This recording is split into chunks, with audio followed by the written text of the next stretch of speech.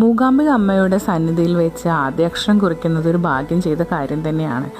മോൾക്ക് സത്യം പറഞ്ഞാൽ അങ്ങനെ ഒരു അനുഗ്രഹം കിട്ടിയതിൽ ഭയങ്കര സന്തോഷമുണ്ട്. രാവിലെ തന്നെ ആളെ കുളിച്ചൊരുക്കി മുല്ലപ്പൂവൊക്കെ ചൂടി സുന്ദരി കുട്ടിയാക്കി ക്ഷേത്ര സന്നിധിയിലെത്തി. ഞങ്ങൾ പുറത്തുനിന്ന് ജസ്റ്റ് ഒന്ന് തൊഴുതേ ഉള്ളൂ.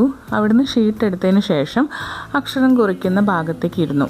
അവിടെ ചെന്നപ്പോഴാണ് ചെറിയ കുട്ടികൾ മാത്രമല്ല ഒരുപാട് വലിയ ആളുകളും ആദ്യാക്ഷരം കുറിക്കാൻ വന്നിട്ടുണ്ട് എന്നറിഞ്ഞത്. ഒരു കുറി തൊട്ടതിന് ശേഷം തന്ത്രി തളിക ഞങ്ങൾക്ക് കയ്യിലേക്ക് തന്നു. അതിലായിരുന്നു പിന്നെ ആദ്യാക്ഷരം കുറിച്ചിരുന്നത്. മോള് രാവിലെ തന്നെ എണീച്ചതിൻ്റെ ഒരു ഉറക്കച്ചടപ്പൊക്കെ ഉണ്ടെങ്കിലും പിന്നെ ആൾ ഓക്കെ ആയി.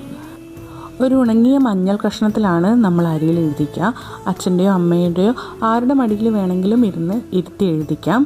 അതിനുശേഷം നാവിൽ ഒരു സ്വർണം ഉപയോഗിച്ച് മന്ത്രം എഴുതണം.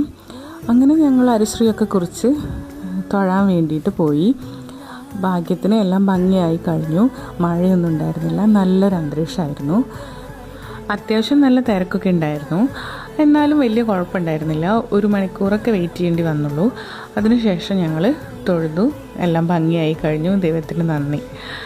എന്തായാലും വിളക്കൊക്കെ കൊളുത്തി ഞങ്ങൾ അവിടുന്ന് കുറച്ച് പർച്ചേസിംഗ് ഒക്കെ നടത്തി വീണ്ടും വീട്ടിലേക്ക് യാത്രയായി.